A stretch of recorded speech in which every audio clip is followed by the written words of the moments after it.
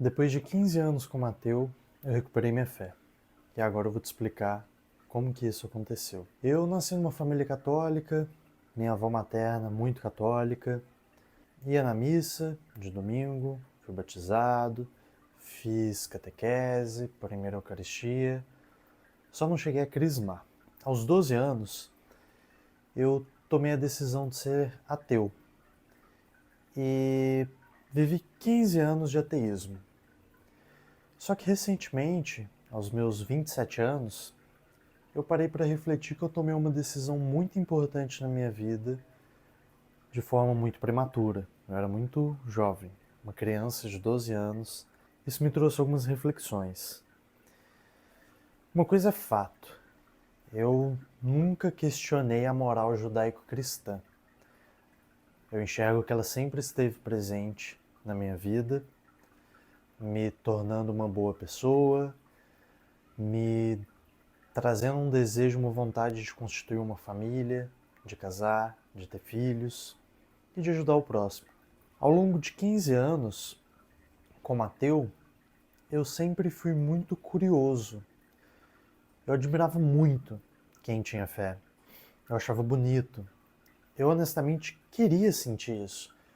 Só que eu simplesmente não conseguia. Eu não conseguia sentir a presença de Deus. Eu não conseguia sentir o que as pessoas diziam sentir. Eu sempre fui muito cético. Eu era ver para crer. E quando eu falava isso para as pessoas, elas me falavam: "Você acredita no amor?" E eu dizia que sim. "Você vê o amor?" Eu não, mas pelo menos eu sinto. Já Deus eu não conseguia sentir essa presença. Eu tinha muitos preconceitos também, pré-conceitos, com a igreja na qual eu fui batizado e cresci. Muito do que a escola nos ensinou. Muito dos períodos difíceis e conturbados que a igreja viveu. Além disso, muitas coisas eu não conseguia entender, acreditar e eu questionava muito. Eu lembro desde a época da catequese, a catequista falava uma coisa e eu questionava, mas como assim? Não faz sentido. Enfim, fui ficando mais velho e fui conversando com pessoas das mais diversas religiões para entender o que elas sentem, o que elas enxergam, o que elas acreditam, como que elas oram, como que tudo isso funciona. E conversei com gente das mais diversas religiões. Espírita, católico, evangélico, umbandista, candomblé, hinduísta, satanista, judeu, enfim.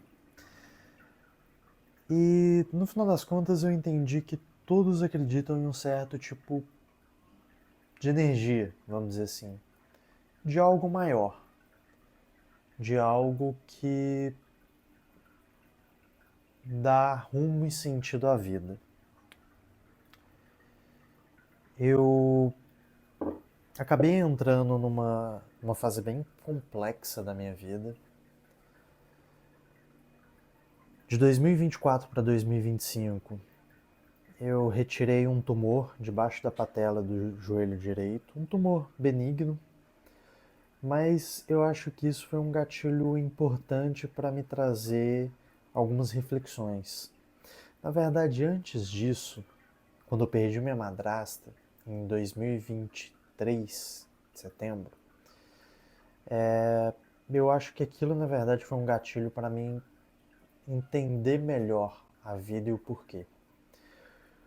Como eu não conseguia sentir um certo conforto que eu via quem tem fé sentir, e para mim o luto sempre foi algo muito difícil, porque para mim a vida acabava ali, eu buscava um certo conforto em filosofia.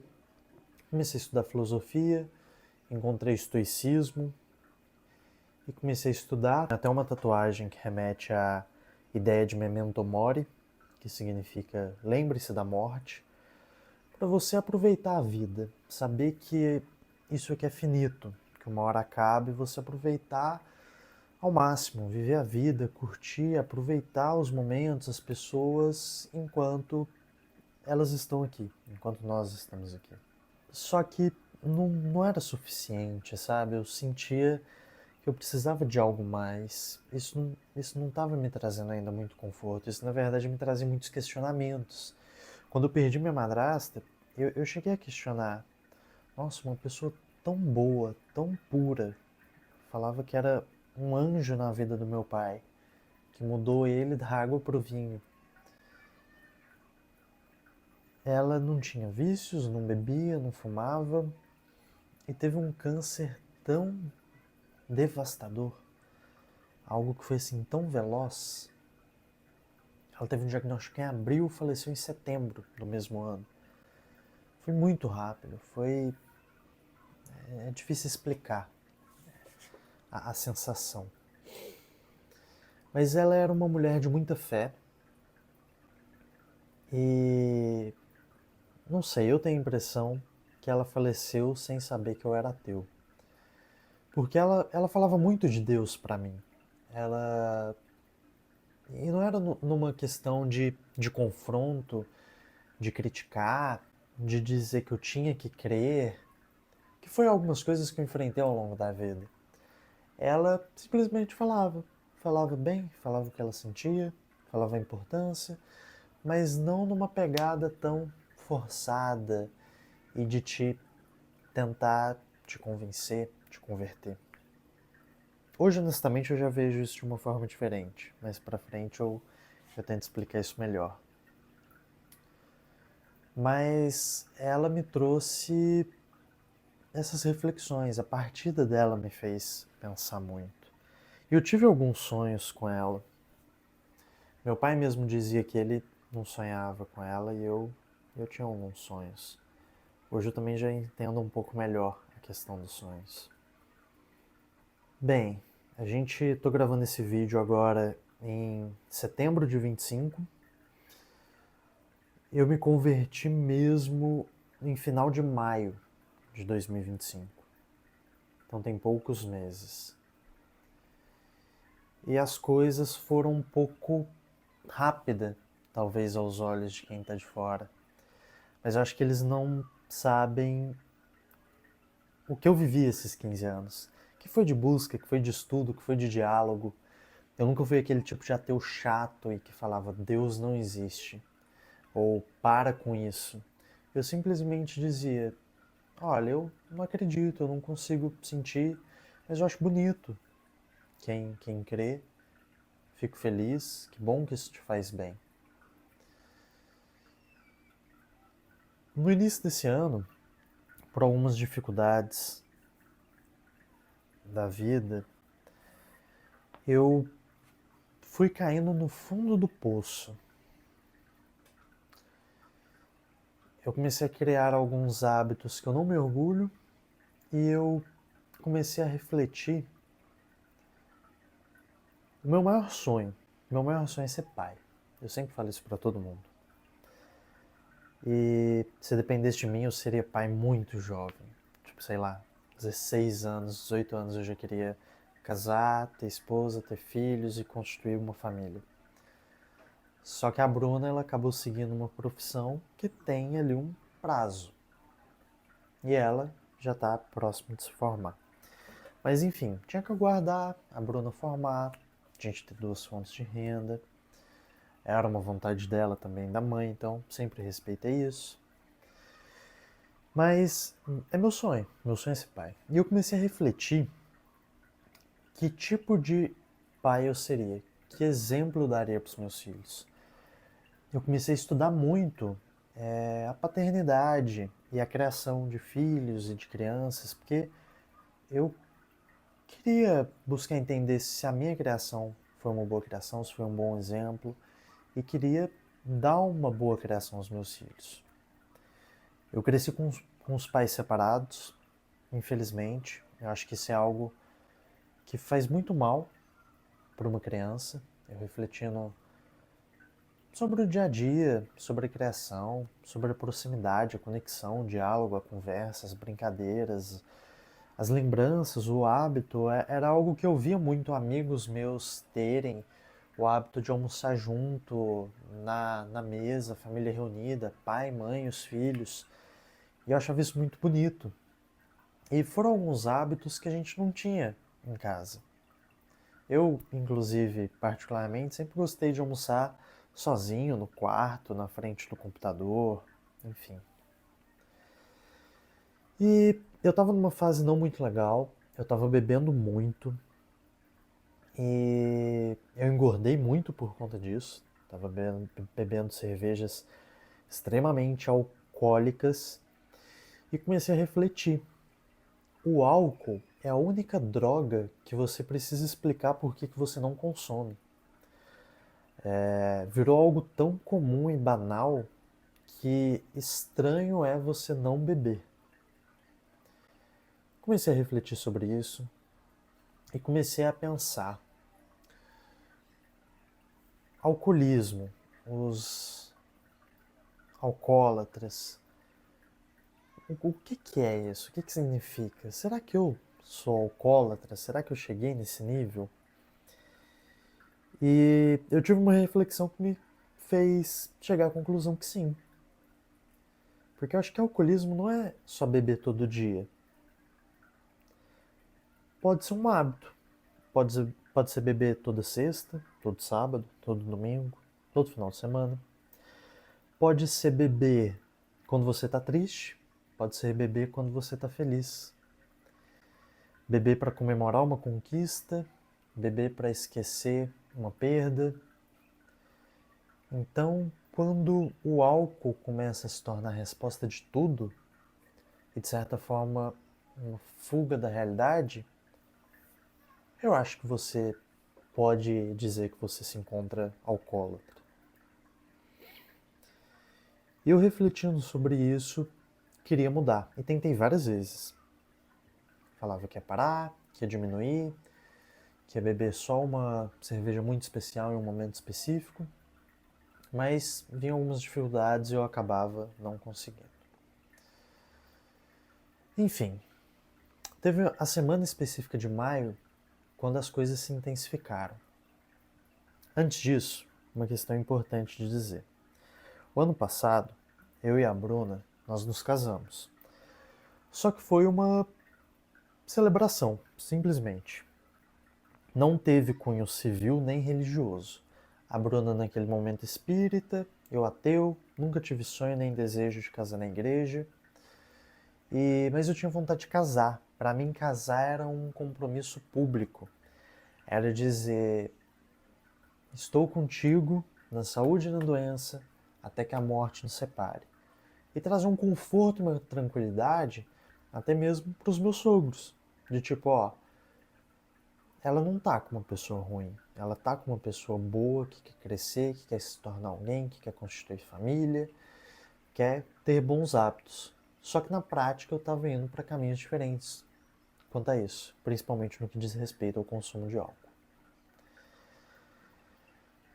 O ano passado, na nossa celebração, eu sonhei com a bisavó da Bruna. Ela é muito religiosa também, mas espírita. Eu sonhei com ela, eu escrevi uma cartinha para a Bruna de como que foi esse sonho, o que ela me disse, o que eu vi. Mas eu principalmente descrevi o local, que era um local, uma montanha, com uma cidade ao fundo e um belo jardim. E em maio, na semana específica que eu tive essa conversão, o que aconteceu? Eu estava numa fase muito ruim, estava bebendo muito, eu estava com burnout, eu estava com depressão. Eu já estava tratando, estava na terapia, com psicóloga, mas eu comecei a ter ciência do que estava virando minha vida. Um trabalho extremo, trabalhar até a noite, 10 da noite, final de semana, sábado, domingo. E eu ainda achava aquilo bom, só que na prática aquilo estava sendo péssimo para a minha saúde e poderia ser péssimo para o futuro que eu iria construir com os meus filhos. Não quero ser o tipo de pai que trabalha à noite, final de semana. Eu quero aproveitar minha família, quero aproveitar meus filhos. E nessa semana, eu antes cheguei a passar por alguma... Eu estava muito estressado, estava muito chateado, estava infeliz comigo mesmo e não via resposta para nada, não encontrava saída para as coisas, para as dificuldades que eu vinha pensando. Minha cabeça estava um caos.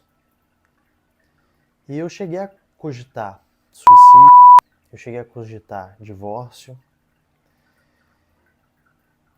E, enfim, aquela semana, na sexta-feira, eu marquei uma reunião com um possível cliente em uma cervejaria que geralmente a gente se encontra para realmente falar de negócio. Por mais que sexta-feira era um dia comum da gente beber, aquilo de fato era para ser uma reunião. E fui. Apresentei e tal, valeu a pena.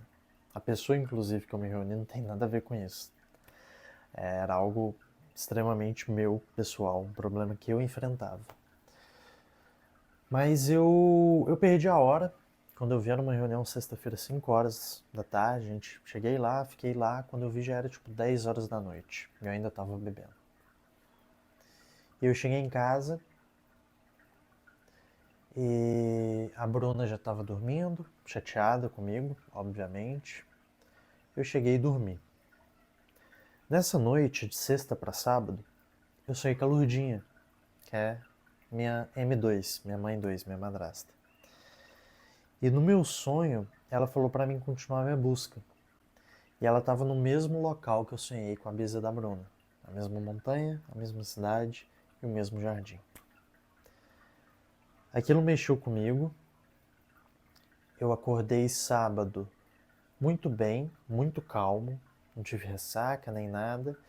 E geralmente, final de semana para mim, estava sendo uma tortura. Porque era um dia que eu ficava me cobrando tanto assim... Como eu estava numa profunda tristeza, uma profunda depressão e muita dificuldade em produzir, em trabalhar, procrastinando muito, eu comecei a refletir, eu pensava assim, nossa, eu não fiz nada essa semana, eu preciso agir. E aí, final de semana que eu tentava colocar as coisas no cronograma, né, em ordem. E aí era finais de semana cansativos. Quando eu tinha que descansar, eu trabalhava. Quando eu tinha que trabalhar, eu lutava para levantar da cama, para ter vontade de conseguir fazer alguma coisa. No sábado eu acordei muito bem. Tinha meses que eu não acordava assim. Hoje eu enxergo que eu acordei assim com uma paz do Espírito Santo em mim. Mas eu acordei muito bem. A Bruna, claro, acordou estressada, chateada. E sábado é dia da gente arrumar casa, fazer as marmitas da semana, que a gente não consegue, não tem o costume de almoçar em casa. Eu trabalho, a Bruna estuda o dia inteiro. Então a gente faz a comida final de semana e congela e come ao decorrer da semana. Então sábado costuma ser dia disso. E eu acordei muito bem, a Bruna estressada, ela começou a falar algumas coisas comigo. Bruno, ó, vendo que você tá estressada, vai dormir, deita, dorme, descansa mais, dorme mais um pouco. Deixa que eu assumo as coisas aqui, eu arrumo a casa, eu faço a marmita, eu vou fazendo as coisas sozinho. Fui fazendo as coisas sozinho, muito bem, tranquilo, uma paz absoluta. Eu não conversava com a Bruna a respeito das dificuldades que eu estava passando. Seja de trabalho, financeira, de bebida, embora isso ela enxergava, de falta de vontade de trabalhar, de certa forma, uma certa falta de propósito. Ela não sabia de nada que eu estava enfrentando. E hoje, inclusive, eu vejo isso como um grande defeito dos homens. O homem é muito fechado, ele não conversa, ele não dialoga, ele não põe para fora o que ele está sentindo, o que ele está enfrentando. E pode parecer que não, mas a gente enfrenta muita coisa. Inclusive, eu fico sempre à disposição para qualquer pessoa, homem ou não, que quiser conversar e desabafar e trocar ideias e dicas. Eu tô de coração aberto para te ouvir. E guardava as coisas muito para mim. A Bruna então não sabia de nada. Depois ela acordou mais tarde, mais calma. A gente foi seguindo o sábado. Sábado à noite, ela me chama para ver um filme. Quer assistir um filme? Vamos. Ela foi, pegou o chat GPT, pesquisou, perguntou para ele sugestões de filme comédia romântica. Olha só, comédia romântica. No Netflix. Viu ali a lista, escolheu um aleatoriamente, sem saber sinopse nem nada, escolheu um filme. E a gente começou a assistir esse filme. Esse filme mexeu muito comigo. Se não me engano, é Amor de uma Redenção, alguma coisa assim. É um filme mais de época, tipo de faroeste, Texas, Califórnia, algo assim. De um homem que ele tinha ali sua roça, e ele sempre ia numa capelinha, orava a Deus, pedia uma companheira para constituir família, para ter filhos, para ajudar na criação, na vida no campo, né? E ele sempre orava muito por isso. E ele foi na cidade, viu uma mulher, se apaixonou por ela, e depois descobriu que ela era prostituta, vivia um prostíbulo. Só que ele verdadeiramente se apaixona por ela e faz de tudo para tirar ela de lá. Ele inclusive paga para conseguir ter horas com ela, mas sem usufruir do seu corpo. Simplesmente conversava e tentava tirar ela dessa vida. Ela de início questionava muito, ela chegou a apanhar de outros homens e até mesmo do cafetão dela, né? Mas entre indas e vindas, ele consegue tirar ela de lá, ela tem algumas recaídas, foge, volta, mas na moral da história, ela se apaixona, se converte, e inclusive cria uma ONG que ajuda mulheres na situação que ela se encontrava. Porque naquela época não tinha muita assistência, ela não tinha opção. Era a forma que ela tinha de sobreviver. Principalmente porque ela perdeu a mãe muito jovem e, ainda como criança, começou a se prostituir em troca de comida, de abrigo. Era o que ela tinha de opção para sobreviver. Então, no final, ela ainda cria uma ONG para ajudar mulheres em situação vulnerável a não precisar passar pelo que ela passou. Então, assim, um filme muito bonito, recomendo assistir. Mas eu adoro filme de romance, comédia romântica. Só que o filme não era muito bem uma comédia romântica. Era um filme, de certa forma, muito religioso.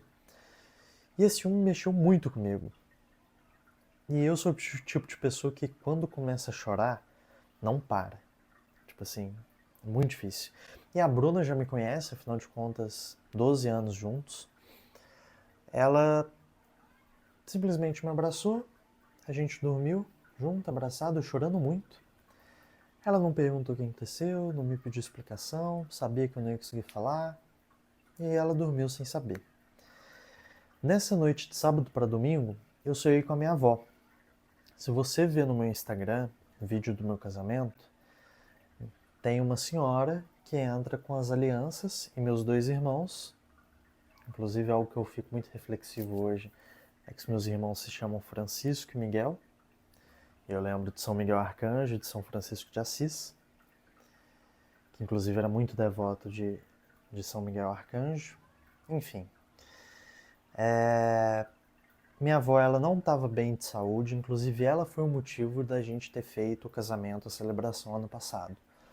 A gente realmente ia esperar para casar depois da Bruna se formar, para as coisas ficarem mais estáveis, ter condição financeira, fazer algo legal.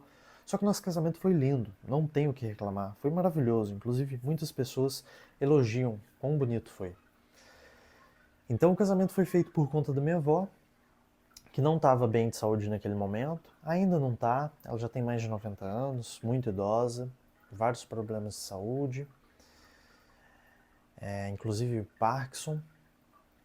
E A minha avó, naquele sonho, no mesmo local, a mesma montanha, a mesma cidade ao fundo e o mesmo jardim, ela me fala que só faltava isso para ela descansar. Cara, domingo, eu acordei tipo 5 horas da manhã, acordei com um susto desse sonho e comecei a chorar muito. Saí do quarto, vim para a sala, chorei muito. Eu fiquei pensando, porque eu já tinha ido dormir pensando, cara, Deus está me dando sinais. Que eu tanto pedia para Deus me dar sinais, aumentar minha fé. Eu vi que aquilo estava acontecendo. Eu comecei a abrir os olhos e o coração e ver as coisas que ele estava fazendo. Hoje, inclusive, eu vejo o sonho como uma forma de comunicação com Deus. Não à toa, as mensagens que Deus encaminhou através dos arcanjos a Maria e José veio em sonho. Por isso que, inclusive, tem a imagem de São José dormindo. Mas, enfim. Eu acordei, então, chorando muito. Se no sábado eu estava ainda na dúvida, domingo eu acordei com uma certeza. Deus existe, Deus está falando comigo, Deus está me dando sinais. E eu troquei de roupa, fui caminhar. Domingo é um dia que eu gosto de caminhar na rua, mesmo sem destino. Às vezes saio andando assim pelo bairro. E eu saí caminhando e refletindo muito sobre isso e vendo a cidade, a natureza, os pássaros. Era bem cedinho, então estava bem vazio. E comecei a refletir e pensar, tá, Deus está falando comigo. Mas qual Deus naquela cabeça de um ainda ateu? De qual religião? Para onde eu vou? E a Bruna, por ser espírita, cogitei para o espiritismo. Por conta do meu berço, cogitei para a Igreja Católica. Fiquei pensando em talvez conhecer algo novo, como a evangélica. Mas quando eu estava pensando nisso na caminhada, quem é de Ribeirão, bairro City Ribeirão, bem ali no cruzamento da Kennedy com a Maurílio Biagi, tem a matriz de Santa Teresinha Doutora. E eu passei ali bem nesse momento que eu estava pensando onde eu ia, e pensei, pô, eu moro em Ribeirão Preto há 5 anos. E eu nunca deixei de ir nessa igreja especificamente ao longo desses 5 anos. Eu sempre vou lá pelo menos uma vez no ano por conta da quermesse. Sempre gostei muito de quermesse. Mesmo enquanto ateu, eu visitava, eu adorava jogar bingo, comer uma comida gostosa. Na época que eu morava em Uberaba, a gente ia na São Domingos, ver os vizinhos, amigos, colegas, no momento de confraternização e encontro com pessoas que às vezes você não vê há muito tempo. Então, e todo ano eu ia aqui. Eu chamava a Bruno e falava, quero ir na quermesse, eu gosto de quermesse, vamos lá, e a gente sempre foi. E eu parei para pensar e falei, olha, sempre vim aqui todos esses anos. Comecei a refletir também, não sei se vai dar para ver, mas aqui eu tenho uma imagem de São José, que a minha avó, a Olinda, a mesma do casamento, ela, quando ficou sabendo que eu ia me mudar para Ribeirão, ela pediu pro meu tio comprar e me dar, e falou para mim assim, eu sei que você não acredita, mas eu faço questão que você leve e deixe na sala de sua casa, porque São José vai cuidar de você. E dito e feito, palavra de vó a gente não questiona, não debate. Eu sempre deixei ele ali em cima, por mais que eu não acreditava, eu não orava, eu honestamente mal olhava para ele estava ali, cuidando da gente. E hoje, inclusive, eu vejo que São José realmente sempre esteve comigo. Seja através dessa imagem da minha avó, ou da minha vocação desde muito jovem, em querer ser pai, ser marido, enfim. E para mim São José é um grande exemplo. Bruna agora também, recentemente, pós-conversão, é muito devota de São José. Retomando a história. Eu passei na frente dessa igreja e pensei isso, abri o Instagram, procurei rede social da igreja para ver o horário de missa e vi, ó, tem missa às 10 horas, que era o horário que eu costumava ir na São Domingos em Uberaba também, quando criança. E falei, eu vou na missa. Isso devia ser umas 9 horas da manhã, voltei para casa e eu achei muito curioso quando eu cheguei em casa, a Bruna estava se arrumando para sair para ela também caminhar depois. Ela estava até meio chateada assim, porque eu não acordei ela, não chamei ela, fui caminhar sozinha, ela ia caminhar sozinha. E aí ela virou para mim e perguntou, onde você vai? Aí eu fiquei assim, oxe, acabei de chegar e ela perguntando onde eu vou, como assim? Aí eu falei assim pra ela, ó, se eu te falar, você não acredita. E ela, eu falei, eu vou na missa. Aí ela, quer companhia? E eu fiquei assim, nossa, ela não vai perguntar nada, ela só ofereceu companhia. Que estranho, que diferente. E principalmente ela como espírita, né? Aí eu até falei pra ela assim, ó, se você quiser, e não no sentido de eu não faço questão da sua presença, mas no sentido de que eu sempre fui muito respeitoso com a fé e crença das pessoas. Então eu não queria forçar ela a ir em algo que ela não acredita ou não queira, simplesmente porque eu vou. E ela falou, não, eu vou. E ela já estava com roupa para sair, trocou de roupa para ir na missa. E a gente chegou na missa bem em cima assim da hora, meio atrasado, tipo, era 10 horas, devia ser tipo 9h58. A gente chegou assim, entrando na igreja pela entrada principal, tava preparando ali a procissão de entrada, o padre sai assim, padre PH, para quem é da região e conhece. Uma coisa que também me chamou a atenção é que tinha tanta gente entrando e passando, e ele conversando com alguém assim, quando eu passei, ele olhou pra mim e mexeu comigo. Ele nunca tinha me visto, mexeu comigo e brincou comigo. Falou assim, nossa, que cabelinho arrumadinho, né? Eu tava com o cabelo um pouco maior, todo lambido pra trás, assim, bem molhado, lambido assim pra trás. Aí ele, cabelo arrumadinho. E aí aquilo me fez ainda pensar, refletir. Eu cheguei na missa, não tinha mais lugar pra sentar lá embaixo, a gente subiu para um mezanino, que tem algo assim, encontrou um lugar lá para sentar e começamos a assistir a missa. Eu não ia à missa há muitos anos, tipo 15 anos, não me lembrava de muita coisa. A missa católica ela é muito ritualística, ela tem muitos momentos que você fala, que o sacerdote fala, que você ajoelha, que você levanta, senta. Eu estava um pouco perdido. Só que uma coisa que eu gostei daquela paróquia é que tinham telões e que era muito claro a leitura, o que você falava, se você sentava, levantava. Então isso eu achei prático, eu achei catequético. E isso me trouxe um pouco mais de conforto para ir lembrando. A Bruna nunca tinha ido em missa, então ela completamente perdida. No fundo, quando eu estava a caminho da missa, eu fiquei com muito receio. Eu fiquei com receio de ser julgado, com medo das pessoas. Nossa, quem que é esse que está chegando aqui agora? Ele não sabe nada. E tatuado ainda. Mas eu me senti acolhido. Eu não me senti julgado. Eu me senti bem. E gostei da missa. Mas enfim, depois da leitura do Evangelho, o padre PH começou a homilia.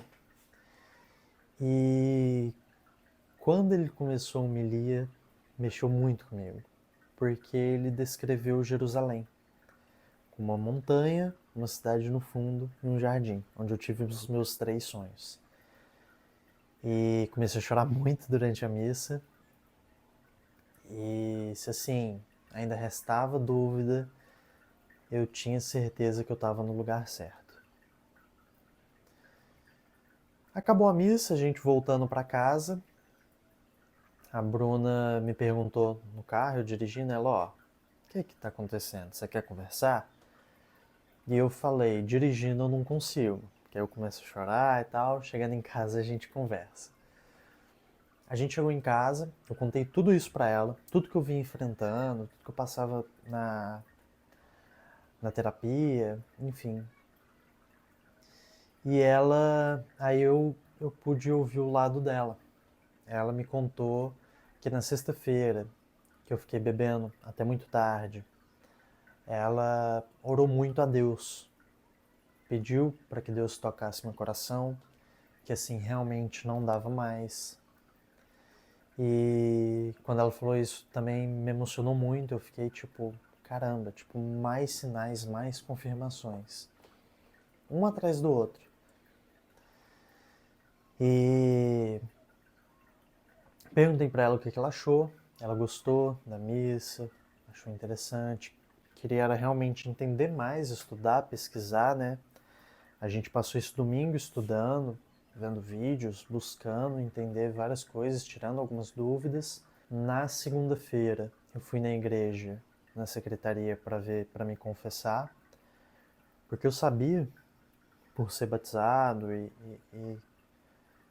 vivido um período na igreja, eu entendi o sacramento da confissão e os pecados que eu me encontrava. E aí, na terça-feira, no dia seguinte, fui confessar.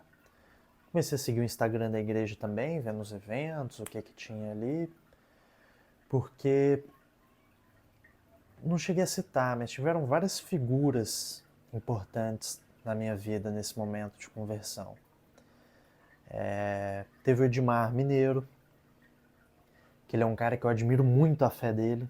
Ele é um cara assim que ama Deus sobre todas as coisas. Eu acho isso lindo, ele tem uma família maravilhosa. Tem o meu tio Alexandre, que também está construindo uma família incrível, uma criação exemplar dos filhos.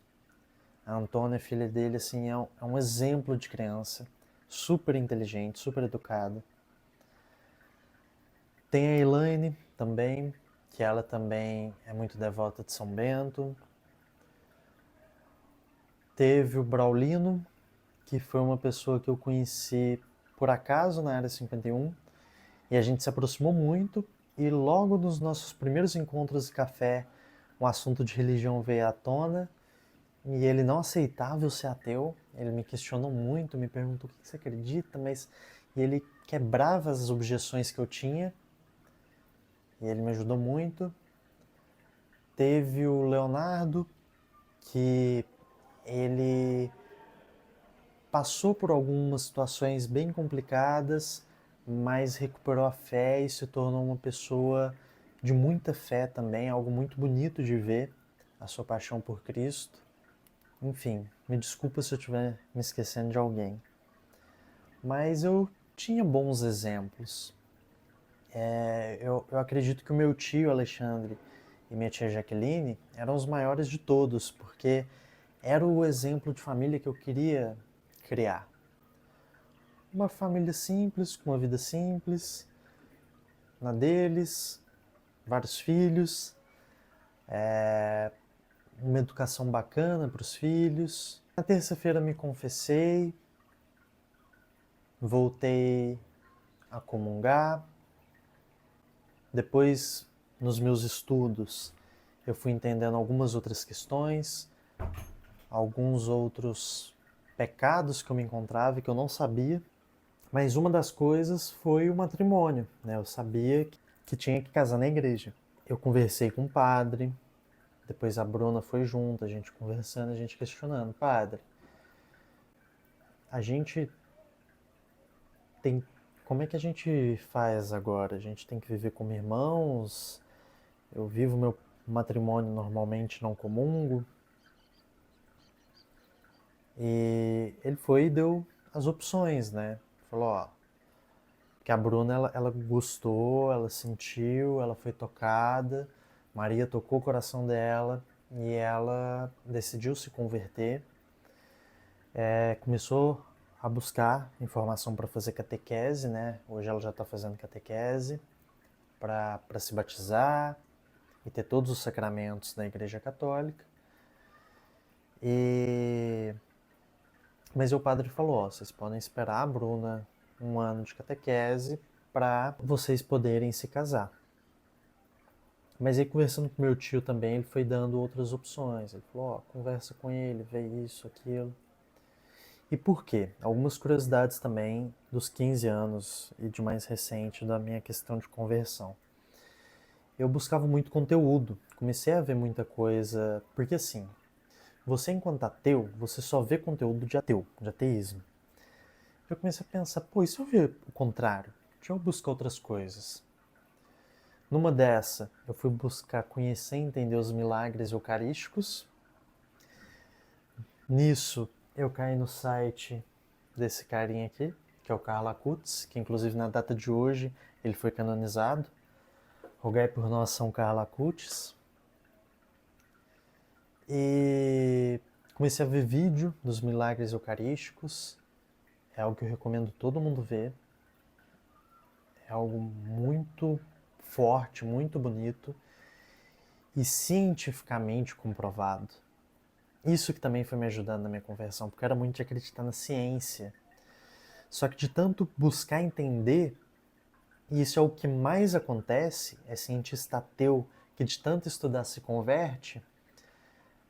Eu conheci os milagres eucarísticos, conheci as comprovações da igreja, conheci que a teoria do Big Bang ela é uma teoria de um padre, que a igreja ela que criou as universidades, os hospitais, e que toda decisão que a igreja toma, ela é muito séria, ela é estudada com calma, ela leva meses, quiçá anos. E na maioria das vezes, eles entregam algo a um cientista, geralmente até mesmo ateu, sem explicar do que se trata, só pede um estudo e baseado naquilo tem uma resposta sem nenhuma chance de viés. É algo que realmente vale a pena, talvez até um vídeo só sobre isso. Eu também cheguei a ver um vídeo que está muito na moda, 1 contra 30. Era, acho que é um cristão contra 30 ateus. Naquele vídeo eu falei assim, gente, é isso, porque quebrou tantas objeções minhas e eu vi os argumentos dos ateus tão fracos e falhos, e os argumentos, se não me engano, acho que pastor Tássio, ou Tássio, tão fortes, ele também é um homem de muita fé, que isso também foi me ajudando a quebrar minhas objeções e me incentivar a estudar mais. A Eucaristia mexeu muito comigo. Principalmente quando eu comecei a estudar a vida do São Carlo Acutis. E eu sentia falta. Eu sentia que, igual como a gente fala na missa, que a gente não é digno. Mas eu realmente precisava. Era algo que ia me fazer bem. Que eu sentia falta. E que vai purificar minha alma. E aí, conversando com a Bruna, a gente tomou a decisão de agilizar o casamento o mais breve possível. A gente casou ano passado, a gente vai casar esse ano de novo, só que agora na igreja. E que nem eu falei pro padre, padre, pode ser numa missa, pode ser um cantinho aqui, eu, a Bruna, você, uma testemunha, e eu realmente só quero o sacramento, quero estar alinhado com Deus. O nosso compromisso público já foi feito ano passado. Eu quero sair do estado de pecado mortal. Eu quero voltar a receber o corpo de Cristo. Eu preciso disso. Tá me fazendo falta. Eu ia na missa e eu chorava no momento da comunhão. Era algo que eu achava muito lindo, que me faz falta. E a gente tomou a decisão de casar por disparidade de culto, ou seja, vai casar um católico e uma espírita, enquanto a Bruna finaliza a catequese. Não foi uma decisão fácil, mas de coração. Foi uma decisão bonita, foi uma decisão importante. E eu acho que basicamente é isso. De lá para cá, eu tenho ido na missa todos os domingos, tenho confessado com frequência. Na verdade, tenho ido na missa praticamente quase todos os dias. Isso me trouxe um significado para a vida, isso me trouxe uma organização na minha rotina, a retomada dos meus bons hábitos. Eu voltei a treinar porque eu entendi que meu corpo é o templo do Espírito Santo e não faz sentido eu maltratar ou cuidar mal o corpo que Deus me deu. Se às vezes eu tinha dificuldade de levantar da cama, e de trabalhar e perdi a hora e já vou ficar home office e ali o dia desandava, e ir para o meu ambiente de trabalho era muito melhor, ver pessoas, sair dos pensamentos negativos de ficar em casa sozinho, foi algo que me ajudou muito a retomar esses bons hábitos. Então, acordo cedinho, vou treinar, depois vou na missa, já vou para o trabalho direto. A missa ferial, ela dura 30 minutos. Então me ajudou a organizar minha vida, ter os bons hábitos. E cada vez mais eu me apaixono mais por Deus, por Jesus e pela igreja, pela Santa Igreja. Porque eu achei muito lindo quando eu descobri que a missa, ela é una, santa, universal. Então assim, o que significa? Em todas as paróquias, no mundo inteiro, nos mais diversos idiomas, cada dia é pregado a mesma missa. Então, assim, não é que a missa é única todos os dias, mas é que naquele dia, a missa de domingo é a mesma no domingo no mundo inteiro. A missa de segunda depois é a mesma. E ela segue uma cronologia que, se você acompanhar aí na missa todos os dias durante 3 anos, você passa por toda a Bíblia. Você vê toda a Bíblia. E é muito interessante você seguir isso, principalmente indo em paróquias diferentes, em cidades diferentes. Eu até tive a bênção de presenciar isso em um país diferente. A gente, de junho para julho, foi para o Chile e a gente não abriu mão da missa de domingo. Domingo fomos na missa lá na Catedral de Santiago. Nossa, que coisa mais linda. É lindo em qualquer lugar do mundo você se sentir em casa, sabe? Você se sentir acolhido, abraçado e saber que a presença de Jesus Eucarístico está ali conosco. A primeira leitura, a segunda leitura, o Evangelho, tudo seguindo perfeitamente. Para quem não sabe, tem aplicativo da liturgia diária. A gente tem esse aplicativo no celular, que é aquele folheto, que acaba sendo mais comum você ver isso aos domingos, né? Mas ali tem as missas de todos os dias. Inclusive, para quem é católico, recomendo todo dia quando acordar, abrir o aplicativo e ler as leituras do dia. Por mais que às vezes não vá na missa, pelo menos leia. E vai seguindo uma cronologia. E é interessante que mesmo em outro país tinha referências de coisas do que a gente viu no domingo anterior. E a gente lendo no aplicativo em português, escutando em espanhol, eu tenho alguns vídeos disso. El ángel sacudió a Pedro y lo hizo levantar, diciéndole, levántate rápido.